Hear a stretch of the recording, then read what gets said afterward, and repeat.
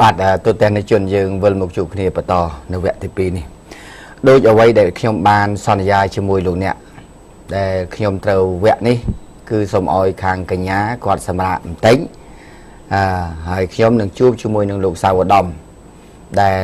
ជាតួអង្គនៅក្នុងកម្មវិធី Cambodian Idol បាទម្សិលមិញលោកអ្នកបានជ្រាបហើយថាជួបជាមួយនឹងលោកនីរតនាបាទអញ្ចឹងអ្នកដែលទទួលពានបានជួបរួចហើយអញ្ចឹងខ្ញុំត្រូវជួបលោកសាវឧត្តមមួយទៀតព្រោះអ្នកទាំង3ហ្នឹងគឺជាអ្នកកម្ពុជាតារាចម្រៀងដែលប្រកួតប្រជែងនៅទឹកចុងក្រោយនេះគឺចាត់ទុកថាជាអ្នកខ្លាំងដែរបាទអ្វីត្បិតតែលោកនីរតនាបានទទួលពានទៅក៏ដោយប៉ុន្តែលោកសាវឧត្តមនិងលោកហាជីក៏ជាមនុស្សដែលសំខាន់សម្រាប់នៅក្នុងកម្មវិធីផលិតកម្មហងមាសក្រុមហ៊ុនហងមាសផងដែរបាទអញ្ចឹងដើម្បីចង់ដឹងទឹកចិត្តរបស់អ្នកទាំងពីរអ្នកនេះអញ្ចឹងសម្រាប់ថ្ងៃនេះគឺលោកឧត្តមស្អែកលោកហាជីបាទអញ្ចឹងខ្ញុំជួបជាមួយនឹងលោកសាវឧត្តមសិនបាទជំរាបសួរបងអូនសាវឧត្តមបាទជំរាបសួរបាទហើយថ្ងៃនេះបងអូនចូលនៅក្នុង studio ព័ត៌មានខាងខ្ញុំណាបាទពីមុនធ្លាប់តែនៅខាងសិល្បៈឯងបាទបងខាងសិល្បៈប៉ុន្តែឥឡូវនេះចូលខាងព័ត៌មានខ្ញុំម្ដងបាទដល់ពេលចូលមកកន្លែង studio ព័ត៌មានអញ្ចឹងរៀងដូចប្លែកអារម្មណ៍ខុសពីកន្លែងសិល្បៈប្លែកច្រើនព្រោះនិយាយទៅប្លែកទាំងអស់ហ្មងបាទចូលខុសគ្នាដាច់ហ្មងណាខុសគ្នាដាច់បាទលោកសាវឧត្តមឆ្នាំហ្នឹងអាយុប៉ុន្មានហើយ29ហើយហ្មងបាទមានពុននៅបងរៀបចំមាននៅ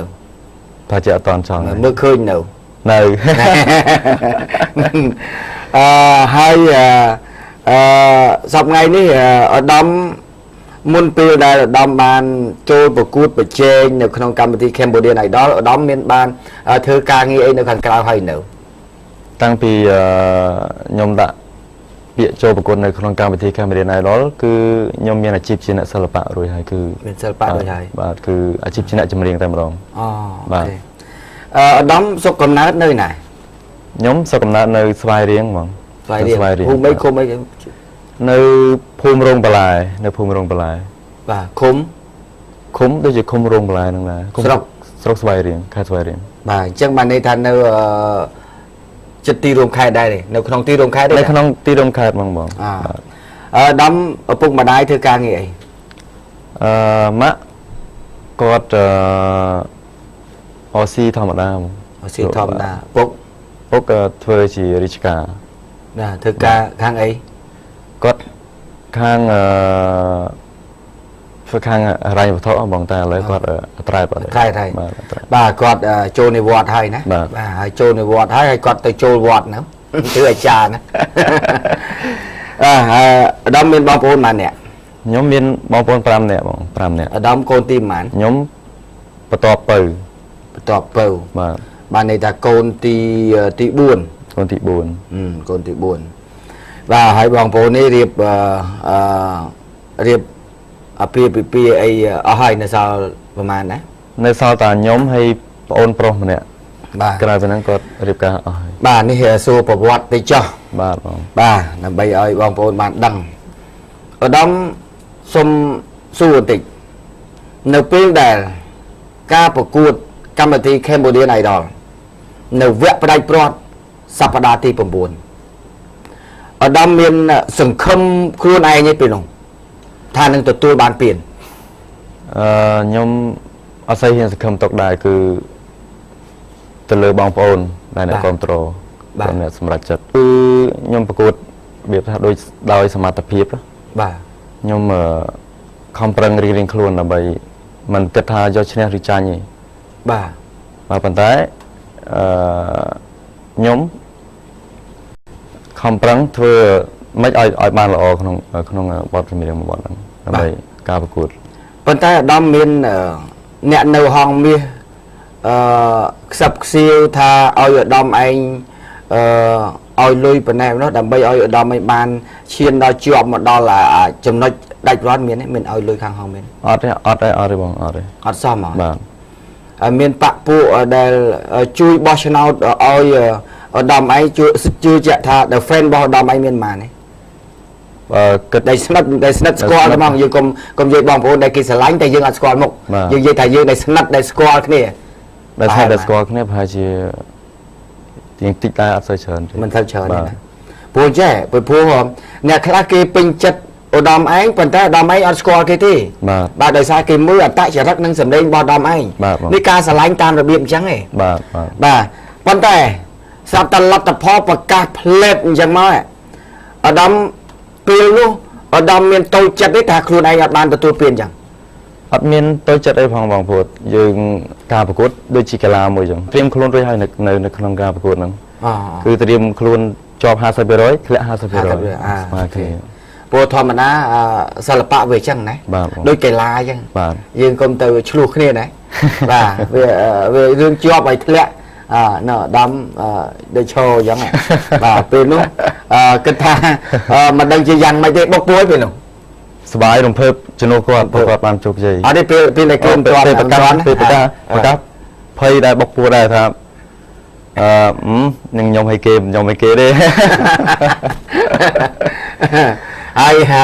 ហើយពេលនោះដែលដឹងតែជាប់แล้วអញ្ចឹងបានន័យថាដំរតនានិងហាយជីនឹងធ្វើជាមិត្តគ្នាដល់ជិតស្និទ្ធថែមទៀតទេបាទនឹង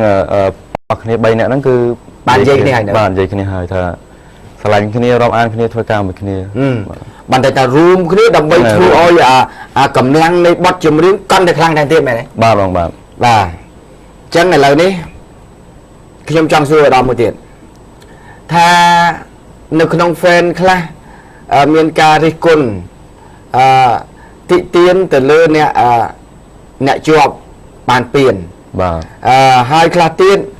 សរសើរឧត្តមខ្លះទៀតសរសើរហាជីបាទហើយក៏មានទស្សនៈរបៀបគេលេងនៅក្នុង Facebook គេថាទទួលស្គាល់ហាជី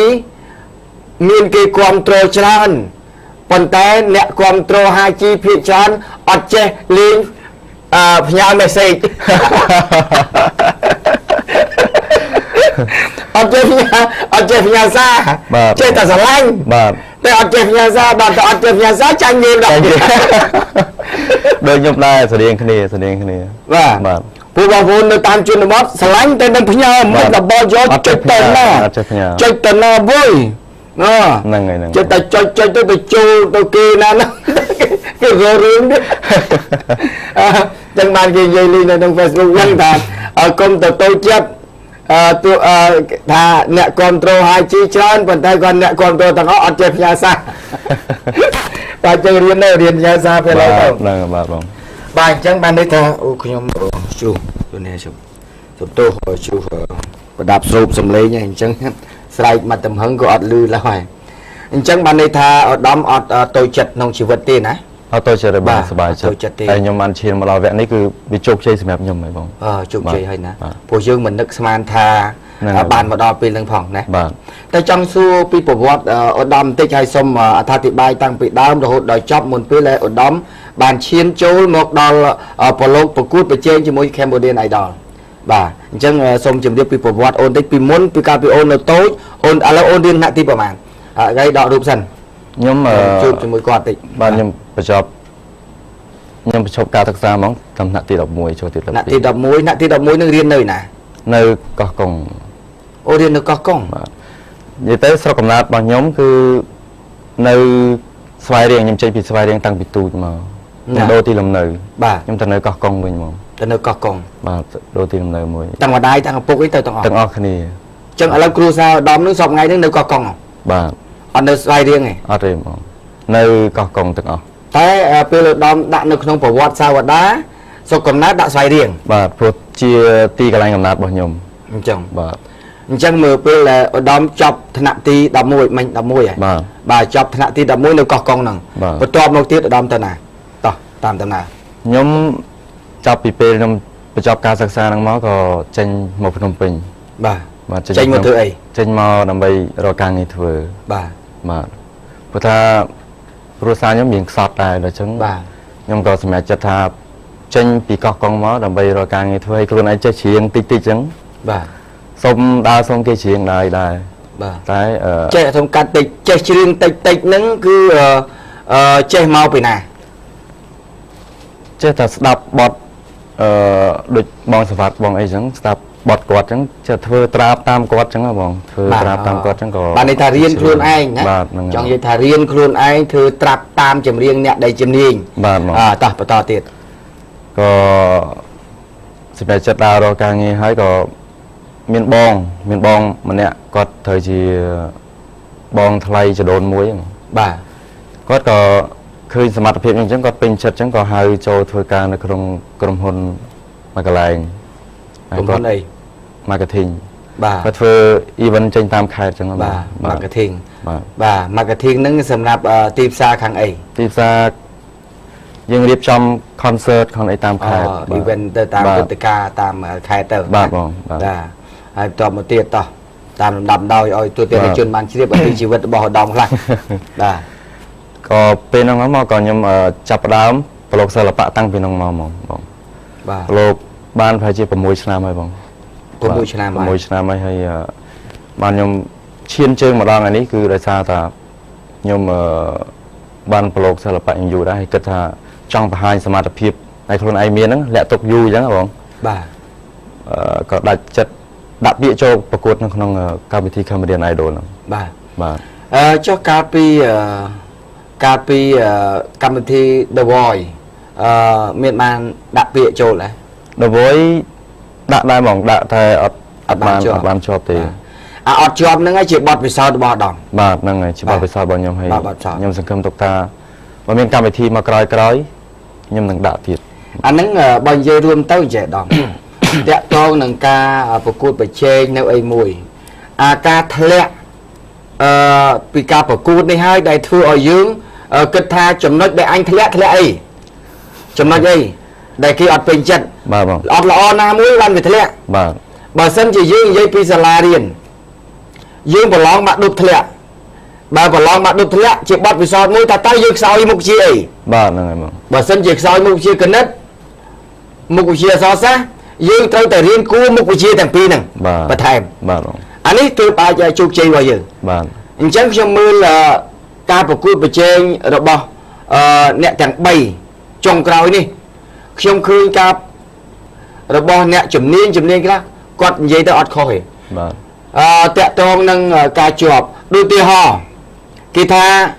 ឧត្តមឯងហាជីរតនាគេតាមដានតាំងពីសប្តាហ៍ទី1ព្រោះហ្នឹងវាមាន9សប្តាហ៍ បាទ សប្តាហ៍ទី1ហាជីឧត្តមឯងហ្នឹងរតនាបានន័យថាសម្លេងខ្ពស់ជាងគេក្នុងចំណោមអ្នកទាំង12នាក់អញ្ចឹងវាទម្លាក់ម្ដងមួយប៉ុន្តែហាជីមកដល់ដំណាក់កាលទី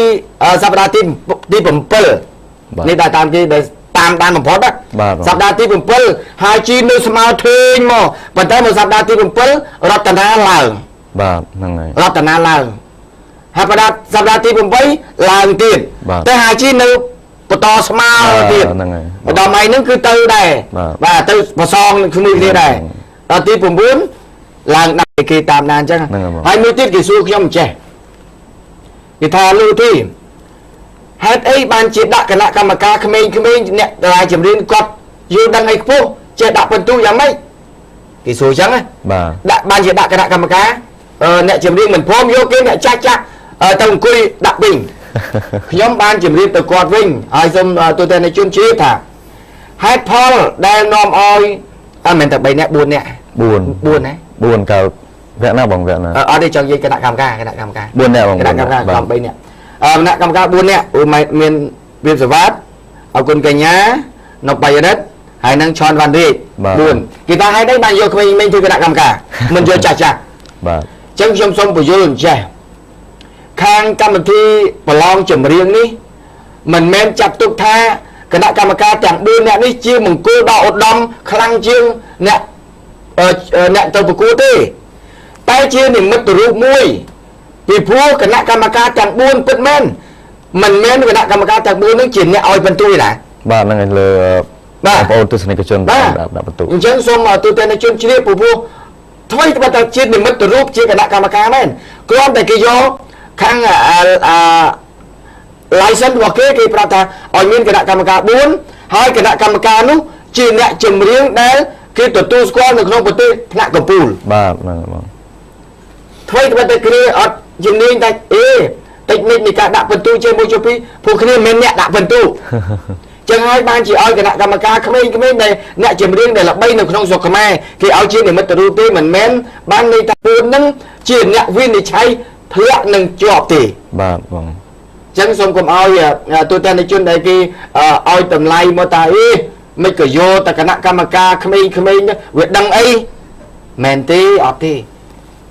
អ្នកទាំង4អ្នកនេះអត់មានសិទ្ធិដាក់ឲ្យជាប់ឲ្យធ្លាក់ហើយជានិមិត្តរូបអ្នកចម្រៀងព្រោះយើងជឿរឿងអ្នកចម្រៀង បាទ បាទហើយដោយឧត្តមចឹងទៅការសម្លេង បាទ ហើយបើសិនជាហងមាសយកបាក់ពួកបើឧត្តមឯងទៅបងប្អូនខាងហងមាសឧត្តមឯងអត់ចេះច្រៀងផងណាច្រៀងអត់កើតផងឲ្យគេយកមកដាក់នឹងនំខាទេបើប្រាក់ខែនំខាទេចំនួនគេឯកជនណា បាទបង បាទចឹងតតែសមត្ថភាពខ្លួនឯងទទួលបាទនេះគេចង់ជម្រាបជូនអញ្ចឹងឲ្យលោកថាអ្នកខ្លះគាត់ឲ្យតម្លៃថាគណៈកម្មការក្មេងៗអីអ្នកចម្រៀងចំនួនក្រោយមកឲ្យធ្វើគណៈកម្មការអត់ទេមែនទេបាទជាតំណាងគណៈកម្មការ បាទ ហើយតំណាងនឹងគឺតំណាងអត់មានសិទ្ធិសម្រេចទេអញ្ចឹងបាទអញ្ចឹងឥឡូវនេះដូចជាវែងបន្តិចព្រោះខ្ញុំចង់ដឹងសម្លេងគោករបស់ឧត្តមដែរហើយទូទាំងជនដែលកំពុងតែទស្សនាណែរងចាំស្ដាប់សម្លេងគោករបស់ឧត្តមដែរ អញ្ចឹងឧត្តមដោយសារតែចិត្តដល់ម៉ោងដែរហើយឧត្តមគាត់ថាមានបទអីណាមួយដែលជាបទប្រចាំតកូលរបស់ឧត្តមដើម្បីច្រៀងគូខ្លីបន្តិចដើម្បីឲ្យទូទាំងជនគាត់វាយតម្លៃសម្លេងឧត្តមបន្ថែមទៀត បាទបង បាទអញ្ចឹងឧត្តមគាត់ថាចង់យកបទអី ប្រពន្ធខ្ញុំមាននឹកសង្សារបង អាហ្នឹងបទសងតំងឬក៏បទ សងទីម៉ង អូខេបាទអញ្ចឹងទូទាំងជនណាសូមស្ដាប់សម្លេងឧត្តមដែលជាសម្លេងគោកមិនចាប់បាច់មានភ្លេងហើយខ្ញុំអ្នកឲ្យបន្ទុបាទអញ្ចឹងអ្នកជាប់លេខ1គឺថ្ងៃនេះមុខតាឧត្តមហើយពីព្រោះខ្ញុំម្នាក់ឯងខ្ញុំអ្នកឲ្យ ជាប់ក្នុងទស្សនិកជនដែលកំពុងអង្គុយជាមួយឧត្តមម្នាក់ បាទអញ្ចឹងតើឧត្តមចាត់រៀបចំត្រៀមបំពង់កសម្លេងឲ្យពីរោះមើលហើយទូទាំងជនស្ដាប់សម្លេងឧត្តមគោកមួយយ៉ាងម៉េចដែរបាទ បាទ បាទ ថ្ងៃគេការគេសើចសប្បាយថ្ងៃខ្ញុំកាមនឹកលើសំលេងញោមសំលេងនេះលើក្បែរឯទ្រង់ខ្ញុំសូមប្រាប់ការពិតអូនណាស់មានបងជាប្តីអូនណាស់ដែលបងអាណិតតែអូនយំព្រោះអូនខូចចិត្តរៀបការនឹងបងអូនប្រាប់ថាមិនបានស្រឡាញ់អូនសុំទោសដែលចូលរងការរឿងទាំងអស់អូនតាមគ្រួសារទើបឈឺបា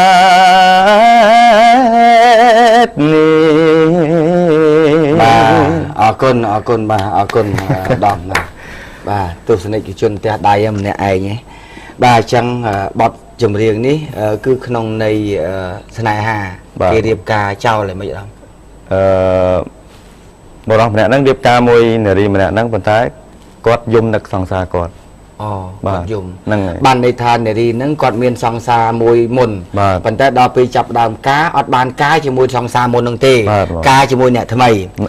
ហ្នឹងហើយបង ការជាមួយអ្នកថ្មីដល់ពេលចាប់ដើមថ្ងៃរៀបការនាងយំនឹកសង្សារចាស់ បាទ អូ ប៉ុន្តែកុំឲ្យតែថាពេលពងឱកាសនឹកសង្សារចាស់រត់ចោលរោងការ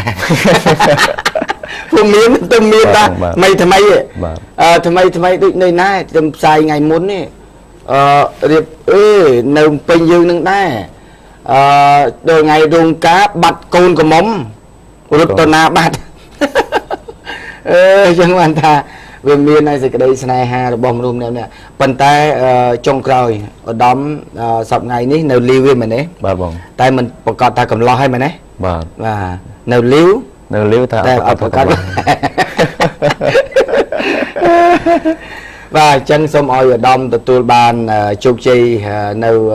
ការតស៊ូនៅក្នុងជីវិតបន្ថែមទៀត អ្វីត្បិតតែយើងអត់បានទទួលនៅពៀនកម្ពុជាមែនប៉ុន្តែឧត្តមក៏ជាចំណាត់ថ្នាក់បើសិនជាគេឲ្យលេខហ្នឹងគឺលេខ2លេខ3 បាទ បាទក្នុងចំណោមហ្នឹងអញ្ចឹងចាំស្អែកខ្ញុំជួបជាមួយនឹងហាជីបាទអញ្ចឹងជាចុងក្រោយសូមឲ្យឧត្តមថ្លែងអំណរគុណចំពោះអ្នកបោះឆ្នោតជូនឧត្តមបាទអញ្ចឹងសូមបន្តចុងក្រោយបាទសូមអញ្ជើញ អរគុណខ្ញុំក៏សូមអរគុណដល់បងប្អូនទាំងអស់ដែលបានគ្រប់គ្រងនិងបោះឆ្នោតតាំងពីខ្ញុំចូលប្រកួតដំបូងពីវគ្គ live show អរគុណច្រើនមែនតើហើយខ្ញុំអត់មានពាក្យអីក្រៅពីពាក្យអរគុណទេបង បាទហ្នឹងពាក្យអរគុណទេ បាទអរគុណ អញ្ចឹងឧត្តមដោយសារតែគាត់អត់សូវចេះនិយាយ បាទ បាទអញ្ចឹងខ្ញុំក៏ចង់ជម្រាបនៃរបស់គាត់ទី1គាត់ចង់ថាអរគុណចំពោះទូទាំងនៃជនដែលបានគ្រប់គ្រងបោះឆ្នោតជូនឧត្តមដែលបានជាប់តាមលំដាប់តាំងពីសប្តាហ៍ទី1រហូតដល់សប្តាហ៍ចុងបញ្ចប់ ហ្នឹងហើយបង 9សប្តាហ៍ដោយសារគាត់គ្មានលុយឲ្យសម្រាប់អ្នកបោះឆ្នោតឲ្យទេប៉ុន្តែមានតែពាក្យអរគុណនេះគឺធំបំផុត បាទដែលលោកអ្នកបានគ្រប់គ្រងឧត្តមអ្វីត្បិតតែមិនបានទទួលពានរង្វាន់ឲ្យប៉ុន្តែអ្នកគ្រប់គ្រងមិនតិចទេ បាទ មិនតែទេតែគ្រប់គ្រងតាំងពីពេលនោះមកដល់ពេលនេះបាទអញ្ចឹងនេះគឺជាការស្រឡាញ់ពេញចិត្តចំពោះឧត្តមហើយបាទមិនមែនចង់ថាស្រឡាញ់យកធ្វើប្តីទេស្រឡាញ់ពេញចិត្តទី1សំលេងដែលពីរោះ បាទបង ទី2បើសិនជាយើងល្បីហើយសូមកុំធ្វើចរិតណា បាទបង បាទល្បីហើយកុំលេងចរិតព្រោះគេថាអ្នកចម្រៀងមួយចំនួនតូចនោះឲ្យបានខ្លួនល្បីបែរជាលេងចរិតលេងចង់ជួបទស្សនិកជន បាទ ហើយឧត្តមទៅចាំចេះខ្ញុំធ្លាប់បានជួបជាមួយនឹងម្ចាស់ផលិតកម្មជាច្រើនហើយនឹងតកែធំគាត់លើកឡើងចេះគាត់ថាពេលខ្លះអ្នកដែលជាប់ចំណាត់ថ្នាក់លេខ1ហ្នឹងណាទីបំផុតដល់ពេលចាប់ផ្ដើមយើងថតគុណថតចម្រៀងបន្តបន្ទាប់អាអ្នកដែលជាប់លេខ5លេខ6លេខ10អីវាទៅជាចង់វ៉ាលេខ1វិញព្រោះវាខំ បាទបង បាទខំអញ្ចឹងលោកអ្នកណាពេលនេះយើងខ្សោយប៉ុន្តែនៅពេលដែលយើងចាប់បានតស៊ូកែលម្អសំលេងថែមទៀតឲ្យកាន់តែផ្ចិតផ្ចង់គឺ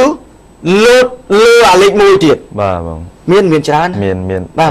មានច្រើនដែរ បាទមានច្រើនអញ្ចឹងសំខាន់លើយើងតស៊ូហើយយើងព្យាយាម បាទបង ដែលយើងនឹងបានជោគជ័យនៅក្នុងជីវិតបាទហើយអញ្ចឹងការសិក្សារបស់ឧត្តមក៏ត្រូវតែបន្តទៀតដែរកុំចោលយើងធ្វើការប៉ុន្តែរៀននៅតែរៀន បាទបង បាទបន្តចំណេះដឹងរបស់យើងអញ្ចឹងអរគុណណាស់ឧត្តមណាបាទដែលបានមកជួបជាមួយបងនៅក្នុងកម្មវិធីព័ត៌មានពេលព្រឹកនេះឥឡូវនេះដោយសារតែពេលវេលាដល់ទីបញ្ចប់ខ្ញុំជម្រាបលាឧត្តមត្រឹមប៉ុណ្ណេះហើយឧត្តមវិលទៅផ្ទះវិញចុះហើយរៀបចំចម្រៀងថ្មីដើម្បីបំរើអារម្មណ៍ទូទាំងនៃជនបន្ថែមទៀតបាទអញ្ចឹងសម្រាប់ពេលវេលានេះដោយសារម៉ោងខ្ញុំក៏ដល់ម៉ោងសម្រាប់ហើយដែរអញ្ចឹងសូមជម្រាបលាឧត្តមត្រឹមនេះហើយខ្ញុំក៏សូមពេលសម្រាប់បាទតិចទៀតយើងវិលមកជួបគ្នាបន្តទៀតបាទ